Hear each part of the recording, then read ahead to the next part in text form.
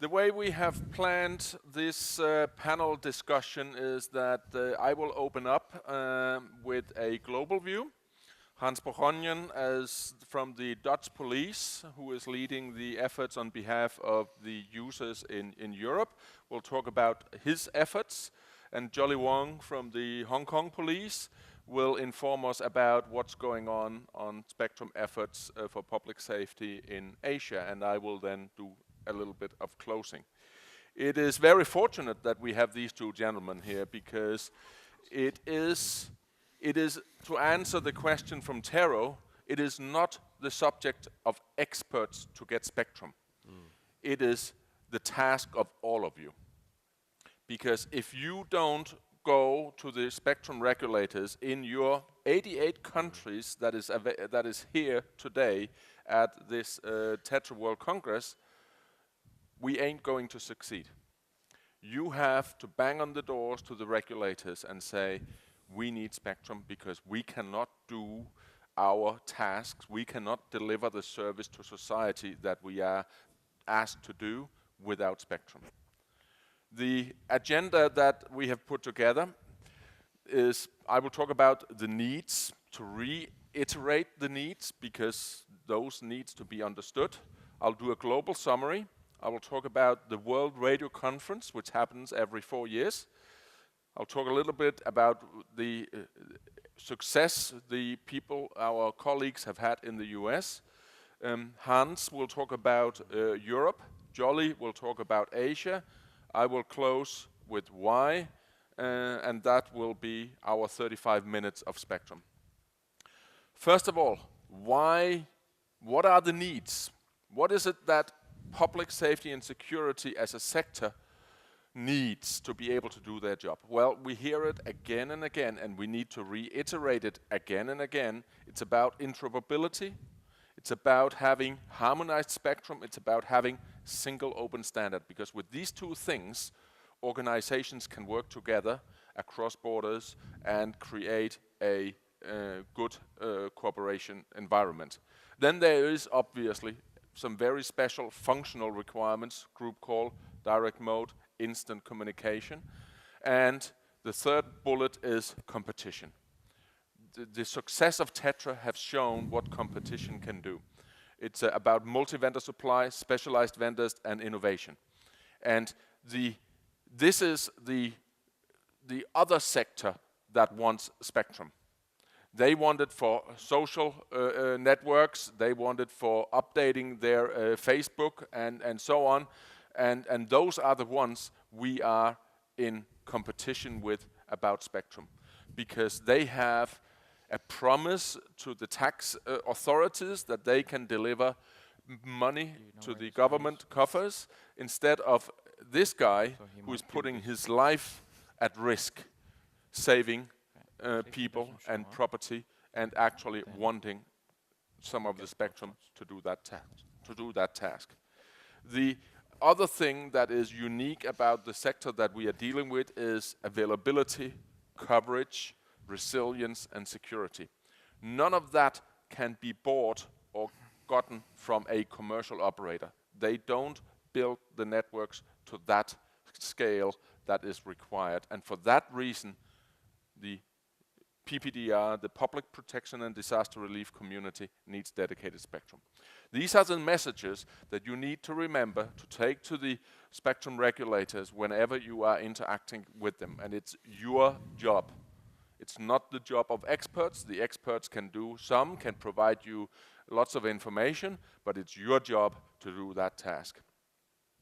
Let's go to the World Radio Conference, something that happens every year. It is an intergovernmental meeting that takes place for 5 to 6 weeks in Geneva, and it took place here in January, February this year, and there are 2 or 3 things to be aware of there. First of all, the conference agreed. It works in this way, that one conference 1 year agrees what they shall talk about 4 years later. So if you don't get that point agreed in 2012, they will not discuss it in 2015. And I know there is not 4 years between 12 and 15, but it's the beginning of 12 and the end of 15, so almost 4 years. So we needed in 2012 to make sure that the subject of PPDR, Public Protection Disaster Relief, would be discussed in 2015. And we succeeded in doing that. So that is one good thing. The other good thing was, with the help of Africa and Middle East, there was a decision made that there will be a second digital dividend already in 2015 for consideration by the region in which we are, Europe, Middle East and Africa. That was much faster than what we had hoped to get. And that was the drive from Middle East and Africa, which means that there will be a second digital dividend, first in Africa, Middle East, and then later in Europe. And that is really good news from that part of the world. It is very much as you can see, long-term work, spectrum work, and it takes a lot of time. Europe, the European Union, EU 27. You see a map of the countries there. You see the 3 big institutions, the Council, which is the member states where they meet at minister level, prime minister level, minister of Justice and Home Affairs, Ministry of everything. They meet in the Council and agree what they want to do at a European level. You then have the Parliament, where you have the directly elected parliamentarians that they bring the voice of the population of Europe to Brussels, and then you have the administration, which is the European Commission, that does that. And the way we do laws nowadays in Europe is that the Commission proposes something, and the Council debates them, and the Parliament debates them, and over a long process that they find a consensus on what they can agree upon as European law. When it has been agreed in Europe, it's being taken back to the 27 member states and it becomes national law. And the good thing is here that they for the last 1.5 years, have been working on a radio spectrum policy program. And in that one, which was agreed on the 14th of March, it was publicized in the European Journal, and 20 days later it became European law. For the first time, PPDR is now mentioned as a policy objective on a European level. And let's have a closer look at that policy objective. It says, the Commission shall.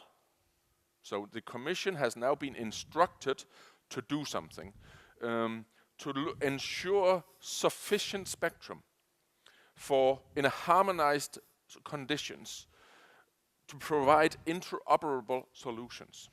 It doesn't say anything about where it shall be, but it just says it has to be sufficient. And then the first, and what can be done harmonized, and how to do that interoperable. The US have already done all of that work. They have, unfortunately, had a couple of very big disasters, and history shows that disasters make policy happen. September 11, Katrina, all contributed to a decision making in the US to set aside 2 times 10 megahertz for the emergency services, and even better, $7 billion to start building a nationwide LTE network. Congratulations, US. That is really something. I have a mention there about Asia Pacific. Jolly will go into much more detail on that. So this is a quick summary on a global level, on a European level, and I will invite Hans Bourgognen to come up here, and if you just switch your slides to Hans' slides, then here, Hans, please let us know what you are cooking in Europe. Thank you, Jeppe. I will tell you a bit about what's going on in Europe from the political side, also from the regular side, and what we are doing in the TCCA. First of all, Law Enforcement Working Party. Maybe some of you have never heard of it, but it is the official European body for home affairs and justice, as already Jeppe mentioned, from 27 countries, and you saw the pictures of the buildings in the presentation from Jeppe. The ministers of the Law Enforcement Working Party has decided 2 years ago that mobile communication is so important that they established a radio communication expert group. And a subgroup of that, countries have asked me to run it. That's called, very strange name, the Forerunner Group, and that is asked to give an advice for a joint technical solution, and very important for the discussion in this panel, to get a harmonized frequency band in Europe. To be able to do so, all frequency administrations, the first question is, okay, you need frequencies, but for what? What is your needs? So what we did in that Law Enforcement Working Party, we made a matrix with requirements plus some characteristics regarding the requirements. We didn't start from scratch, but we used existing studies from Germany, France, UK, Finland, Belgium, from ETSI itself, and from the Netherlands.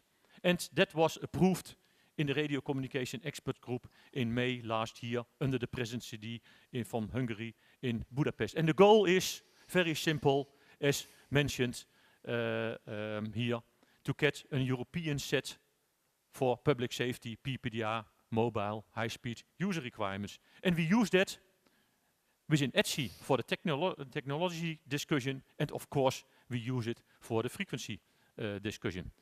I'm not going to show it, but this is how it looks like.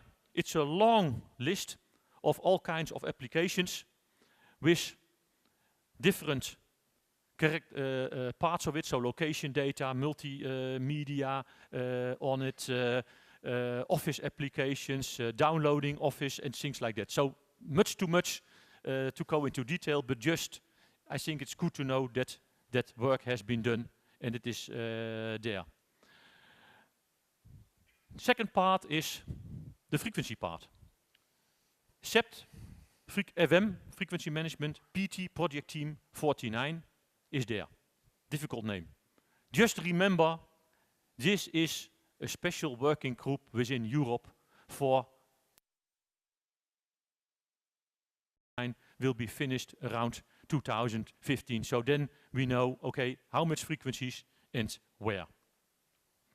We made a new document. We call that the 3 operational scenario document. What I will explain a little bit more is one of them. That is the scenario on the London Royal Wedding. But we also made 2 more daily scenarios based on a US report. It's approved in May, and the final version will be input for next month's PT49 meeting in Berlin, where we present it to the frequency administrations. This is a picture of the royal wedding, where you see a lot of people. You have plenty of time. Here you see the coach, and you see how near the public is to the coach. Here you see all kind of people making pictures. Here you see how close the people are to the coach. So security is essential when you have the coach with the royal family so close to the public. This is the route they took. Started here and goes through that. But we got a moving overload. In the past, photos were stored on film. We have forgotten that period. The last years, photos were stored on a memory stick. But what happens now is that people are sending directly by iPhones or whatever, sending their photos. And where do they do that? Close to the coach, because there is the coach. There are they making the pictures, and whoops, it goes out automatically. So what happened is we had an overload from the commercial networks around the coach. When the coach was moving, when the coach was here, the overload was here. When the coach was here, the overload was there. When the coach was there, the overload was there. So the overload went along with the coach, with the result that the security cameras on the coach were blocked and the information via the commercial networks to and from the security workers were blocked. And here you see another picture of the immense amount of people who were there present. Last part for my presentation is the roadmap. We made a roadmap within the TCCA to see how things will go on in the near future. First layer is the existing layers from TETRA, TETRAPOL, P25, GSMR for the railways on mission critical voice. And what you see, we expect that it will go on behind 2025, 2030, because a lot of people will buy new TETRA systems in the coming period. You can do, that has been explained already in earlier presentations, you can do some mission critical data with TETRA, but limited. Because of that, there is TETS. You can do, and you can start now with TETS, and you can see that we expect that the use of TETS will be growing in the coming period. And you can do already much more with data. But we also expect that whatever will happen, that people will use also data via commercial networks. You heard this morning the presentation from Jan Biemelt, who showed that that is already going on now. So that is the reason that the starting point is now. Then for the frequency discussion, this is very important. This green period. This is the period from, let's say, last year, today, till the next 7, 8 years to prepare the next generation development. That is discussions together with the US to get everything in the LTE standard to make it more suitable for PPDR use, to get the specific needs in it so that public safety and all the other professional users can use it. By the way, we work very closely together, for example, with the UEC, European Railways, because they have the same intention to do so. So this period is the period where we want to have the frequencies and we want to have the specific functionalities in LTE to get it suitable. And then somewhere around 2020, we can have mission critical broadband data via dedicated networks, the green part.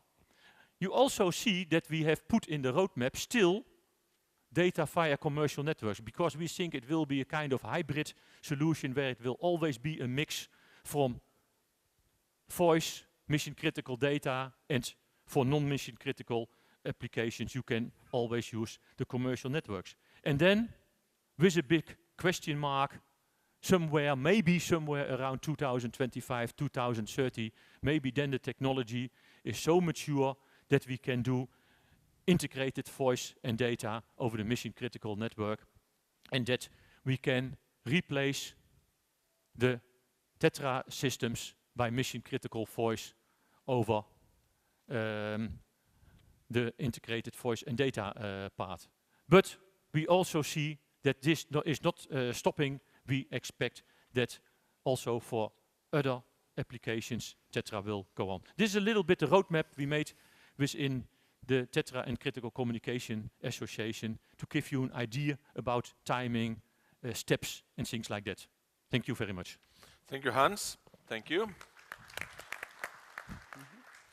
And I will now ask Jolly to update us on your activities on Spectrum in Asia. Thank you, Jolly. Thank you, Yappy. Good morning again, ladies and gentlemen. I think every year when I come to the TWC, I like to make a word count to find out what is the most popular words in the TWC. Last year, when I was in Budapest, TETRA World Congress, I found LTE is the keyword that I heard many, many times in every occasion. So this year, I make a guess, and I, of course, make a very right guess that Spectrum is the word that appears most in throughout the whole conference. I'd like to pick up Hans on his slides. I don't want to overload you again, so I just prepared one slide. So I'm just trying to summarize everything in that one slide. So first of all, Asia. I'm very happy to tell you that I hosted the third Asian Pacific Radio Spectrum Conference between April 12 to 13 in Hong Kong. So I'm very happy to report some of the latest position, views, and perspectives from Asian Pacific regions. We attracted around 200 spectrum managers, regulators, operators, end users in the conference. They're all from the Asian Pacific region, of course, including the ITU, our Director General, Francois Renzi. We purposely asked him to come and listen to the views of the regional spectrum manager and users in particular. And we have some live demonstrations because they like to see things, not to read the papers. So we have the world first 400 megahertz live demo and also the 700 megahertz demo in Hong Kong to appease and convince, justify our business case. So at the end of the conference, I still felt these people, spectrum managers, regulators, still not very convinced. This is my impression. So I have to tell you the truth, the whole truth. I think we understand. We understand this is our job. I want to echo to Yappy. It's the end users, I'm afraid not the suppliers or the vendors. We have to convince our distinguished colleagues in the Spectrum Regulators Office. So please do help us to convince these people. When I start, I ask why the regulators are not that supportive. And I look at their charters and look at their mission, perhaps the very number one things that they would like to do is to promote economic growth. While our job from public safety and security is for safety and security for the public. So I'm trying to think of a strategy in Asia, perhaps that can have a better chance to convince our colleagues. So I'm trying to see if we can come up with a different mindset working together in a collaborative manner between end users, because we are also from the government, and the regulators. So that could be something for the public good and the economic well-being as well. So I'm all the way thinking, can we do that during the conference time that I shared with Yappy in April in Hong Kong? So the very interesting thing I come up, because that I look around and look at the audience, look at the end users, just like the change of name of this organization or adjust the name from TETRA Association to become TETRA plus Critical Communications Association. I start to look around and convince this regulator by telling them, we are not just police, fire, and ambulance. We are talking about mission-critical industry, including public transport, utilities altogether. That's point number one. So then they asked, what's the business case that I don't have to ask, I don't have to justify again and again about police, fire, and ambulance. They know it very well, but still not convinced. So I tell them, you look around about the public transport. Most of the tubes or the trains, high-speed train, they are now turned into FAO, fully automatic operations, in essence, which means driverless. So when you think about a driverless trains, that will mean the transmission of the images back to the control rooms is essential. So they need mobile broadband, they need spectrum. If you talk to our friends in the power industry, when they are going to reform their infrastructure, they can only buy smart grid infrastructure. That will mean they also need spectrum to support and facilitate their last mile for the public good because of the smart metering. So again, spectrum requirements. So one strategy is to put all these critical missions industry, because of their requirements, they're all under one umbrella. That is what we are proposing, and we are working here in Asia. So we propose that model because we understand what regulators would like to hear is two words: sharing and efficient. So we purposely make that happen, lobby to their eyes with the performance of the 400 megahertz, 700 megahertz. That's the real LTE for professional industry. And to tell them we can share in a much better manner, spectral efficient manner. So that is the position, one of the positions here in Asia that I would like to share with you. So the next question is perhaps, what about spectrum, but about do we have the right spectrum? So I think I would just like to say we need harmonized wavebands with larger economic scale that will allow the end user to have multi-sourcing opportunities. So I think that's the key point. About Asia, if you look around, Asia is very interesting. It's a very segmented at the moment. China is doing something very different. Not even in the 400, 700, but they will look upon on 1.4, 1.8, or even 2.3. So I was asked to look at some of their trials in 1.4 gigahertz in Beijing earlier this year. That's one particular movement. Australia, again, very interesting. They would like to put everything into auction. So I think our colleagues in Australia is under immense pressure to go public. They will ask them to go for the public network. So in terms of auction, it will be very difficult for the public safety industry to bid against the public mobile. But perhaps another strategy is we don't have to auction against with someone we cannot rival, but perhaps that we can always put to option and against the broadcaster with just a thought. So this is for auction. And about Indonesia, Singapore, Hong Kong, options are open at the moment, but it also means limitation. We design nothing at all.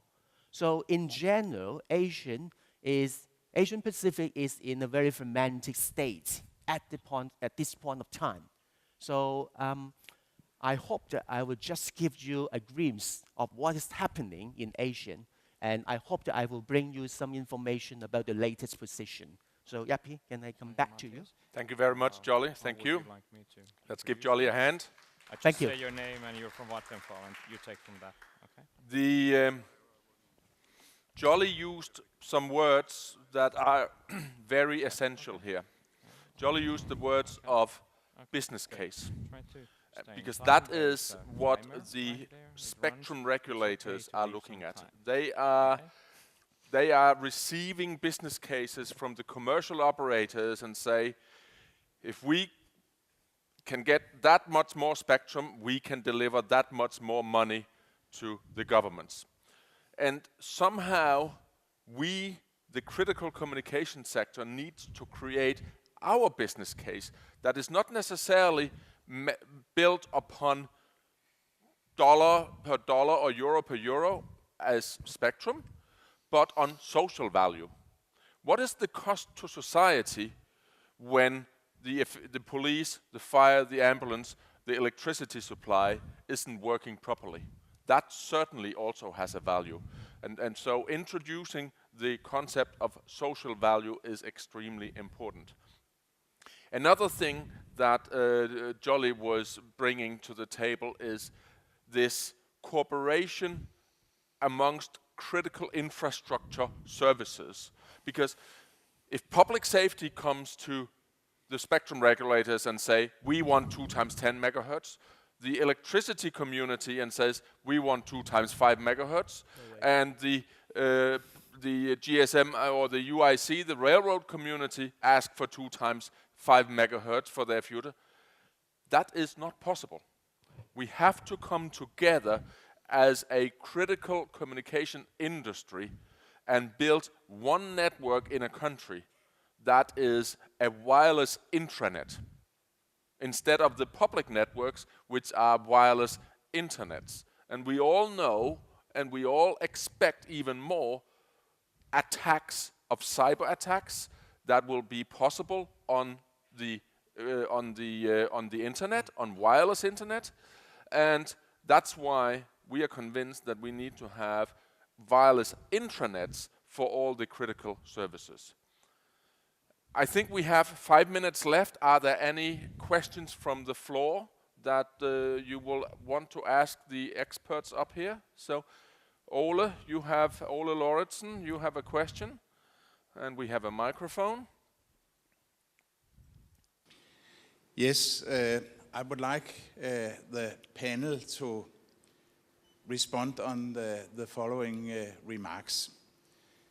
We have seen here during the days of the conference a number of vendors proposing to move LTE down into the TETRA spectrum. First of all, it's a bad idea because it is the same as with TETS. You are just stealing voice channels away from an already scarce spectrum. But the other fact is that LTE, with its very high data speeds, it works only in the last versions based on MIMO, multiple input, multiple output antennas. And you cannot move down in frequencies. I should say 700 megahertz is the lowest you can go. It's more effective at the higher frequencies. So therefore, I think it's very, very important that the discussions here are really taking into consideration that to get more information channels, we need to improve the spectral efficiency. The TETRA is like 1.5 bits per hertz of bandwidth. MIMO LTE is 5 to 7 bits per hertz due to the multiple antennas. So in this very, very nice argument, which I fully support, in putting all the mission-critical services together, smart grids, ambulances, and other important information systems, could you give me some comments also in taking into consideration that you cannot just move LTE around in the spectrum? Two remarks. First of all, you said LTE in the TETRA frequencies. As you have seen in the roadmap, and I think all countries in Europe are supporting that model, is that in any case for mission critical voice, we need TETRA or TETRAPOL or GSM-R or whatever voice critical system for at least 10 years. When that is the conclusion, it means automatically that you cannot do LTE in the existing TETRA voice frequencies. Because when you want to continue with your voice critical voice system, you need the frequencies, you cannot do anything else. Regarding, that's the reason why we are fighting for at least 2 times 10 megahertz in whatever frequency band. The ministers have said in their wisdom it should be in any case below 1 gigahertz because otherwise you need too much sites. We have agreed in PT49. First step is to define the requirements, not doing the discussion already where to find it, and when that is stable, we do the discussion where to find it. And what we see is in any case that with the US initiative to go for 700 megahertz, with Canada going into the same direction, with the decisions Jeppe has mentioned to have the digital dividend too, that hopefully we can have one harmonized solution in the whole world, because even all the mission critical professional users together, public safety, utilities and whatever, is still a peanuts compared to the commercial market from the iPads and things like that. So the only thing what we can do is to join all the forces in the whole world with a common approach to be able to solve solution, because otherwise it will be fragmented and nobody has nothing. Thank you very much, and I think our time has run out. We have 38 seconds left, so Tero, back to you. Yes, thank you very much, Jeppe. Thank you, Hans, and thank you, Jolly. This has been an excellent discussion, and like I said, very, very, very serious topic. And like I asked, please participate, please support your staff in getting and moving to the harmonized spectrum. Yep. Having said that, obviously it will take time, so have patience. If you have spectrum, please use it. learn so that we have development on the requirements, knowing then that moving then later on together to the harmonized spectrum, if possible worldwide, but at least the same technology. Exactly. Can I close with one remark? I want to repeat the remark from Jeppe. When we fight in PT49 for the frequencies, the administrations are saying, very nice. But in our country, we have not had a letter, we have not had a knock on the door. So go in your countries to your national administrations and convince them that they need to do something. Because otherwise we are fighting in Brussels and in PT49, but we don't have the support from the national frequency administration. So please, I want to repeat the message from Jeppe. So, thank you, Jolie. Okay. Thank you, Jerry. Thank you, Hans. Thank you. Yeah.